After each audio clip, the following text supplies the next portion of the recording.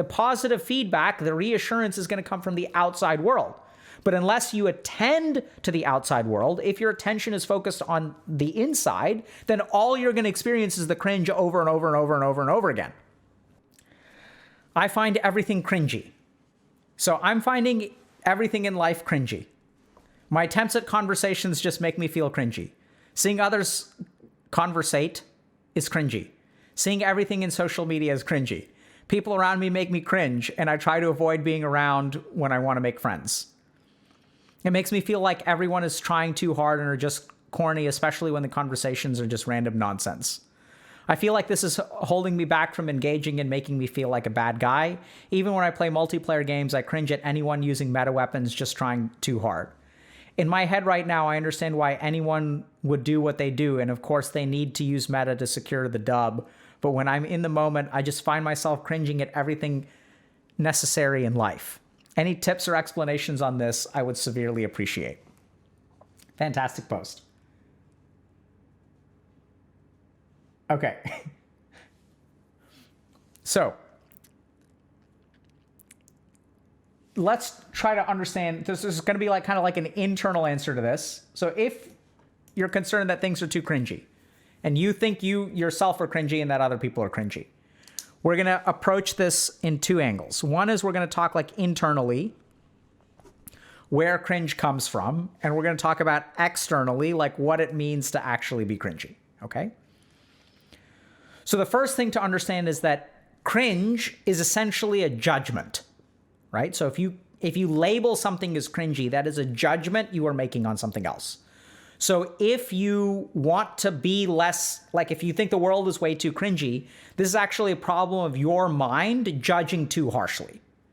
Now, I'm not quite sure exactly why this person thinks everything is cringe, where that judgment comes from, but if we think about what capacity of the mind, what part of the mind labels things as cringe, it's essentially a judgment. So in terms of social interaction, sometimes we have difficulty interacting with other people because we feel we're cringy, right? This person didn't explicitly say that, but maybe they did. But I'm sort of getting the sense that they have difficulty interacting with other people because they feel that they are cringe, because in turn, they think everyone else is cringe and everything is cringe. So this is the challenge is that I think if you're, how can I say this? The first thing to understand is that if your mind is like thinking about cringe too much, you're not actually attuning to the outside world. So the process of labeling something as cringe, the process of believing that you yourself are cringe, is actually a judgment that you're carrying on in here, right? So you're playing this whole script in here, like judging that, and you're like, oh my God, that's so cringe. Like, you're not 100% paying attention to the conversation. You're not absorbed in the conversation. You're busy criticizing the conversation, thinking about the conversation. You're thinking about the conversation, right? You're almost on a meta level. Instead of participating in the thing, you are commenting about the thing. So for example, if I eat a piece of food and I enjoy the food, or I can be critical of the food, and the more critical I am of the food, the less I'm able to enjoy it because my mind is not attending to the outside world. My mind's attention is on the internal world and a judgment that I'm making. So this is kind of the interesting thing, is that like the negative energy in your mind will continue to cycle. This is why this person finds everything cringe, because their mind is in such a judgmental mode that all it knows how to do is like judge. So it's like Judgy McJudgerson. So everything that happens, I'm going to judge it. I'm going to judge it. I'm going to judge it. I'm going to judge it. So the first question is, how do you stop doing that, right? So like if my mind is in a highly judgmental mode, there are a couple of things that could be going on. The first is that you learned this from somewhere, okay? So if you learned it from somewhere, that means like maybe you were judged a lot growing up, or like you're very, very sensitive to judgment, or you grew up with a parent who was constantly judging you. Therefore, your mind started to learn how to be very judgmental towards other people. So you need to connect those dots and then you start to realize, oh, actually, this isn't like me actually thinking this is cringe. This is my mind's conditioning, labeling everything around me as like insufficient in some way, right? So that's the first question, is like, where did you learn to become so judgmental? Second thing you can do is start to externalize. So if you find yourself being like super judgmental, instead of like thinking those thoughts and being trapped up here, try to absorb yourself in the experience of whatever you're doing. So if you're talking to someone, actually like stop and listen to them, right? Instead of judging what they say, like try to understand what they say. Try to understand, where does this person come from? Even if I think it's cringe, where's it coming from? For yourself too, if you're judging yourself and you think you are cringe, notice that too is internally focused, right? Your attention is not pointed towards the outside. When you speak words, you are not attending to that person's response. You are just caught up with how your words could be perceived. So instead of actually paying attention to how your words are perceived, you are filled up in your mind with how they could be perceived and how cringe it could be. So I want you to just notice that, like, if you think you are cringy and you have a lot of crippling social anxiety, notice that you're not actually paying attention to the outside world. You're just in your own head. And this is why it can be so crippling, because the positive feedback, the reassurance is never going to come from your head. The positive feedback, the reassurance is going to come from the outside world. But unless you attend to the outside world, if your attention is focused on the inside, then all you're going to experience is the cringe over and over and over and over and over again. Does that make sense? And these people feel stuck because the very solution they need, the medicine that they need, is not inside, it's on the outside, but their mind keeps on focusing on their internal thought process. Okay? Does that make sense?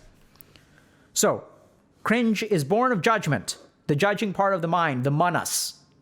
So you can try to think a little bit about where you learned how to be so judgmental, why you are so judgmental, and the solution is going to be actually attending to external stimuli. So really listen to what someone else is saying. Even if you think what you're saying is cringe, you're thinking that in your head, whereas you need to pay attention to the facial expressions of other people. What do they think? Okay? Are they enjoying the conversation? Try to pay attention to the actual conversation. Y'all are talking about something. Who cares how it's received or not received? Just have the conversation. So switch your attention externally. Now, this conversation would not be complete without actually talking about cringe.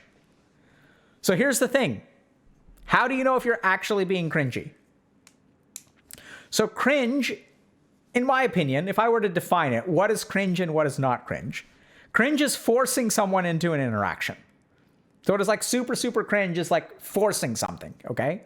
So I'll give you all an example. Like hitting on your waitress is cringe. Hitting on your waiter is cringe. Why? Because they don't have a choice, right? Who's the cringiest person? Your grabby uncle at the holidays. Grabby uncle comes over to you and starts grabbing you. And it's you can't, what's cringe is you can't really say no.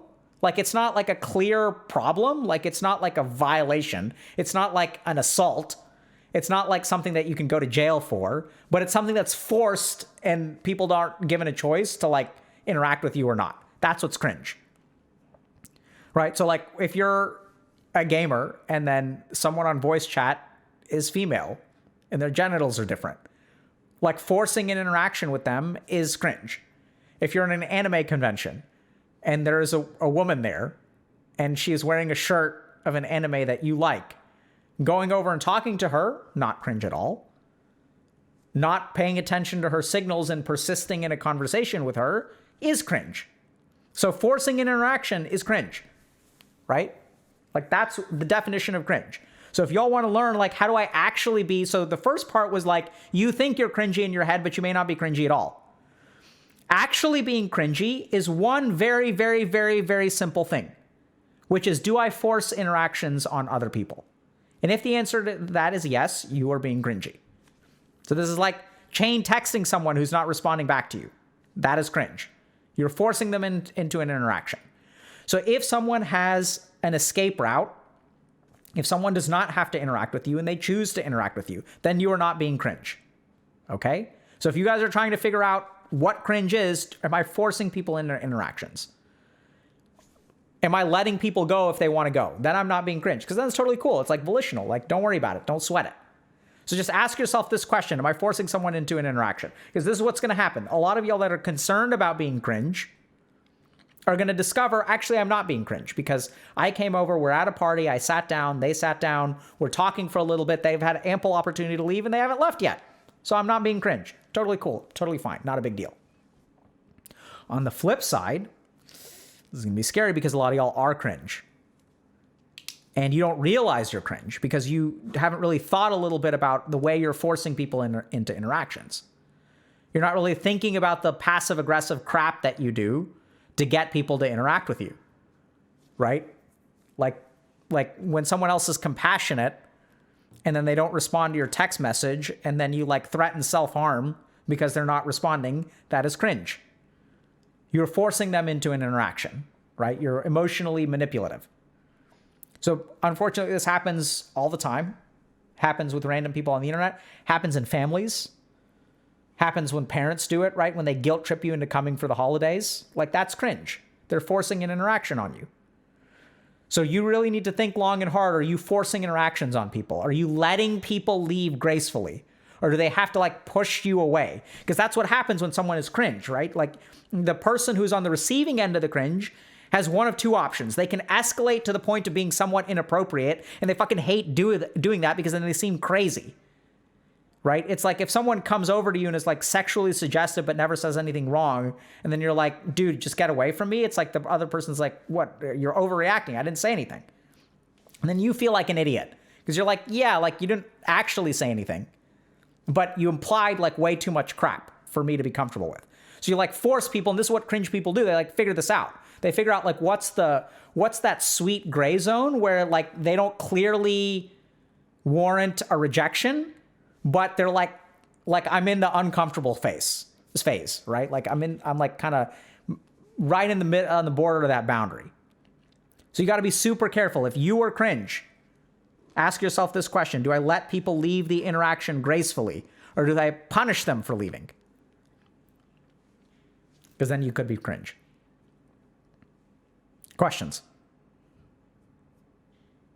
about cringe? So the line between cringe and toxic. So toxic tends to be like damaging. I don't know that cringe is necessarily toxic. So you can have people who are not cringe and toxic and people who are cringe and not toxic. There's like somewhat relatively harmless people. Now it gets blurry because oftentimes when you set a boundary with someone who is cringe, they will become toxic. So once like they're like kind of like, you know, Uncle Billy is like touching you a little bit too much. And then you're like, Uncle Billy, please stop touching me. And then Uncle Billy's like, what the hell is wrong with you? I'm your uncle.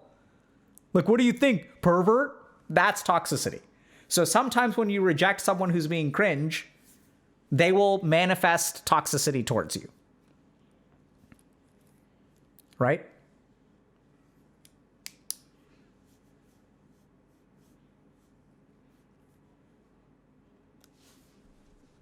Questions?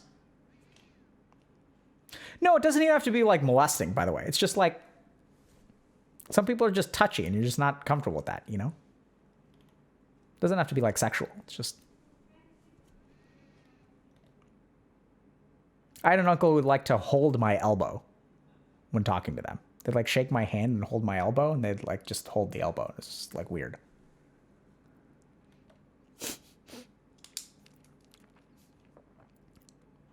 Okay.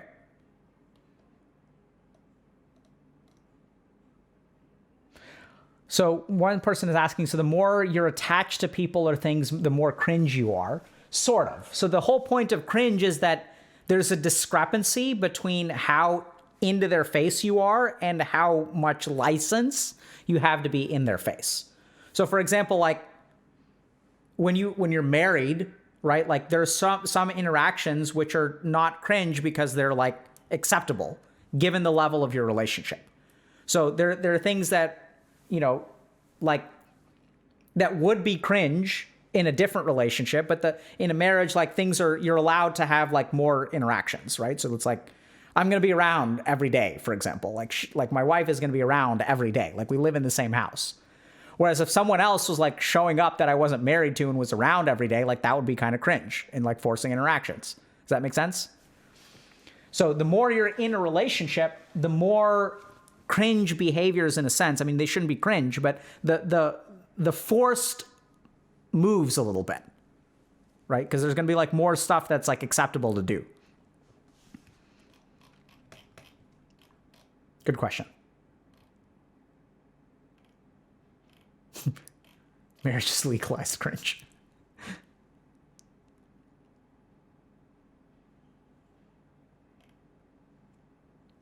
Yeah, so Dr. K, you can take it too far the other way and appear cold. How do you stop that? Absolutely. So forcing interactions is cringe, and then like being cold is like not having enough interaction. So how do you stop that? The answer is actually the same.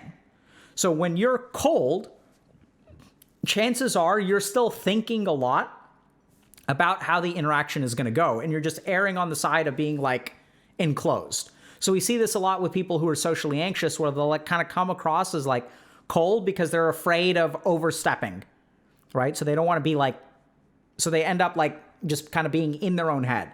And the more you're in your own head, the colder you're going to be, the more removed you're going to appear to other people, because you're not like empathically interacting with them. You're not attending to their facial expressions, their words, things like that. So the more stuck you are in your own head, paradoxically, you can appear both cringe and you can appear cold.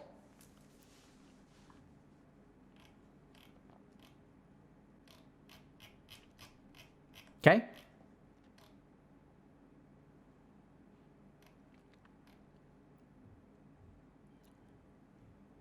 Can you grow to find cringy things as not cringe? Absolutely. So if we're talking about the internal side, remember that cringe is essentially a judgment of the mind, right? So as we become less judgmental, we can start to appreciate things that like other people will regard as cringe. So like, I'll give you just a simple example. So let's say that there's someone who's dancing at a wedding who really doesn't know how to dance. And watching them, a lot of people are like, oh my God, that's so cringe. Whereas like, if you're non-judgmental, you're like, hey, like that person doesn't know how to dance, but man, they seem to be having a fantastic time. That is awesome. I'm so happy for them. Even though they're like, really don't know how to dance, and everyone else is like, ugh. Right? You can be like, cool. Person is just enjoying themselves. Fantastic. Right? It's okay. They don't have to be perfect dancers. Is there a meditation for cringe? We're going to try to make one up right now. Let me think about this.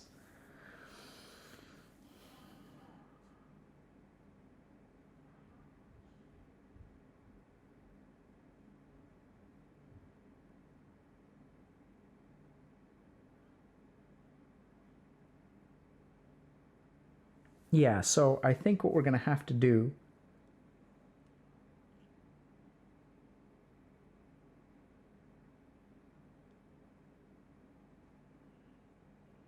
yeah, okay, I've got a meditation for y'all.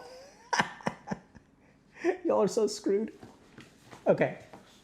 So this meditation is going to be a little bit different. All right? This is what we're going to do. You guys want a meditation for cringe. So remember, understanding cringe. So like our solution is going to be understanding stuff, right? So what I'm going to do, I'm going to put on headphones and I'm going to start listening to some music. And while I listen to the music, I'm going to just vibe with it on the internet. I have no sense of rhythm, so Dr. K is super bad at this kind of thing. But I'm just going to listen to my music and I'm going to vibe with it. And y'all aren't going to be able to hear it, because what I want you to do is vibe with your own music, right? So turn on some music and just vibe. And people are saying, oh my God, no, no, no, no, no. Can you feel the cringe coming up? And then we're going to sit with that sensation, okay? And everyone's like, oh my God, no, no, no, no, no, no, no, no, don't do it, right? So you feel that cringe arising. So this is how we're going to master the sensation of cringe. We're going to evoke it, learn how to tolerate it, right? Like we're going to like let it be there. We're going to let it wash through us, and then we're going to be like, okay, at the end. Okay? All right, so I'm going to put this on. I'm going to start vibing. Okay? This is great.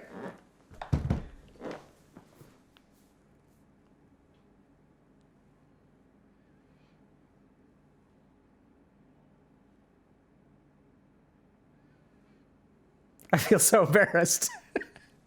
It's so hard. Oh my God, what have I got myself into? Okay, let's go.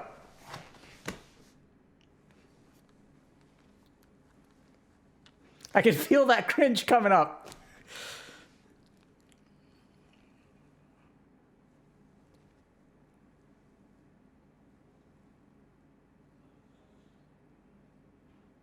Feel that cringe.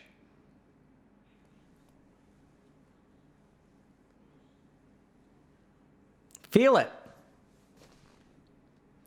Feel how idiotic you feel. And now listen to the music. Take a deep breath.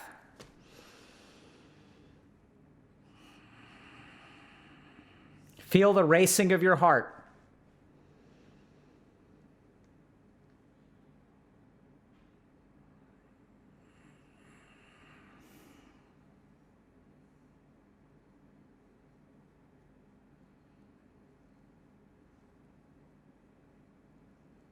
So now I'm feeling like I need to move my body more. And that makes me feel more cringe, but we're going to move.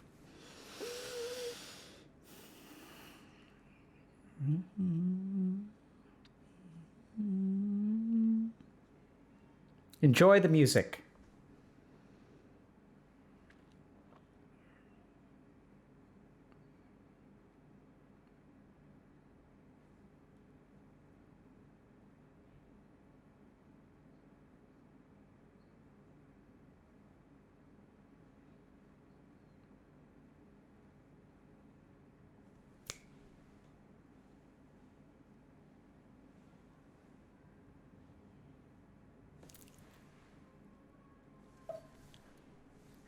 Right?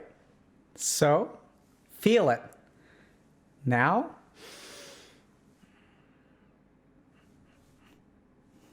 feel it. Let the whole world judge you, but you're going to enjoy this moment. Breathe. Listen to the music. Big, deep breath.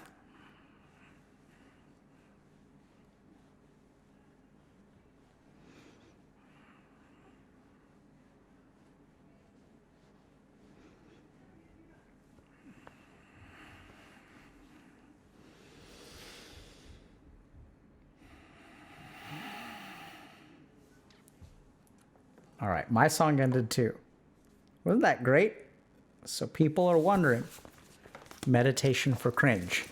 So you feel so damn cringe when you're doing it. Like all these people are watching you like, I don't know how to dance. Like, what are they going to think? But just like focus on the sensation, right? Like don't focus on the cringe. You're going to feel it. You're going to feel it. Oh my God, it feels so bad. And then as you externalize to the sound of the music, as you let yourself getting caught up in the music and out of your mind, you'll start to feel better. You can use the breath as a tool. So big, deep breath, let it and move. You know, feel that movement, feel that music, take a big, deep breath in and then breathe out. Now everyone's wondering, what did I listen to? So I'm debating about whether that's an important part of this or not. Right? So like if you guys are thinking about what I listen to, why is that important? The question is, what are you going to listen to? Right? I think my playlists are public.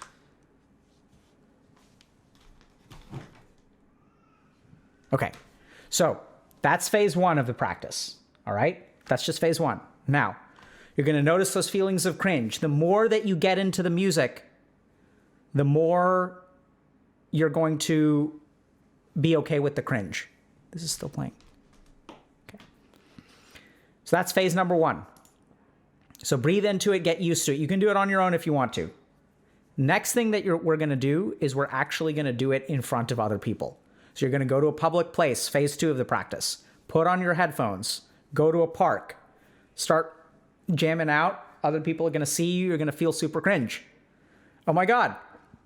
But no, you guys think I'm done? No. Whoa. We're just getting started, dude. Right? So you're going to go into a public place and you're going to jam out to your music, because here's the cool thing. You're going to discover something awesome, is that you can enjoy that song just as much if there are other people around. Right? No. You guys want to learn real meditation, right? Don't you want to learn like real meditation? So now that we've practiced at home, we're going to do this 3 times at home. We're going to go out into public. We're going to walk down the street. We're going to jam to our music. We're going to jam. You know, people are going to be looking at us. You're going to phase 3. You ready for this? Phase 3? You're going to be jamming out. You're going to make eye contact with someone. You're going to be like, yeah, what's up? You're going to be like, and just walk right past. Eye contact, pump the shoulders, and move right past. That's it. That's it. Y'all got me? Right? That's what we're going to do. So phase 3, you're going to acknowledge to other people, like, I know you see me, I see you, I'm vibing, having the time of my life. That's how it is. Hi. Hi. Do you want some green juice? Not right now. Thank you. You're welcome. All right? That's phase 3.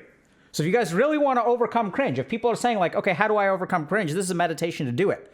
So you're going to use your tools of meditation, grounding yourself in the breath, do practices at home, right? So you should do Nadi Shodhana and like Om chanting and all that crap. And then let yourself get lost in the music. Focus all of your attention on the music. Feel the music. Let it come out through your body.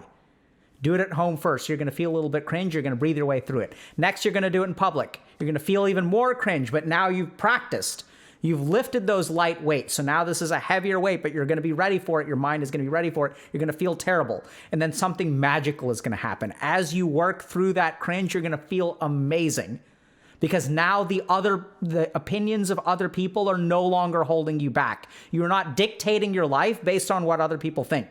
Because dictating your life based on what other people think is a terrible way to live life. You're going to be you. And that's totally fine. You're completely comfortable with it. Side effect, building confidence. 3. You can sit on a park bench. You can close your eyes for phase 2. You can just vibe a little bit. People can walk by. They can judge you a little bit. Let them judge you. Phase 3. Eyes open, baby. Walking down the street, make eye contact. Right? That's what we're going to do. You're going to smile at people and you're going to move on. Right? You're not going to force any kind of interaction. You're not going to talk to them. Because here's the thing. If there's some crazy dumbass who's listening to music, jamming out, looks at you, smiles, and nods their head, who do you think is more embarrassed? Who do you think is like other people can't handle that, but I guarantee you will make someone's day. They won't even understand what the hell is going on, and you will make their day. Because for a moment, they're going to feel embarrassed. They're going to feel accepted. They're going to feel like this guy's such an idiot, but they're so like, it's just like pure positive energy. It's amazing. You guys get that? Like, this is back when wild Dr. K walked the streets of Boston. Sometimes a wild Dr. K would do this to people, right? You're just going to live your life. You're going to look at other people. You're going to make contact. You're going to smile. You're going to do your thing. You're going to move on. And for that moment in time, I can guarantee you that in that moment in time, there will be like a moment of happiness for another human being. Like, this person's so crazy. But in that moment, they will forget about their student loans. They will forget about their breakup. They will forget about, how they need to study for their tests. For one moment in time, you will give them such a gift. And then you're just going to move on with your life. They're going to be like, what the hell was that? I don't even know. You're going to leave them like, what the? And that's it. That's phase number 3. Okay? This is a meditation for cringe. Who are we rating, chat? This has been such a painful idea to think about. What the hell? That's the whole point. It's a meditation on cringe. Like what? You think we're going to be academic about it and be like, oh my God, this is cringe. This is the natures of cringe. This is how we classify as a cringe. There are 3 attributes of cringe. There's this one, this one, this. And then your mind is like, oh yeah, okay, cool. I understand cringe now. Great. I'm more knowledgeable. Good job, me. No, we have to live it, right? So meditation is about experience. That is what the real self is. To feel that cringe within you and work through it, as opposed to armchair quarterbacking. I'm going to watch a YouTube video about cringe and then I'm going to watch 10 more, but I'm never going to actually face the emotions inside me and never going to adjust my behavior. Instead, I will watch YouTube videos instead of making alterations to my life. No. Feel the cringe on your skin. Absolutely. Live it, embrace it, work your way through it, and then be free of it.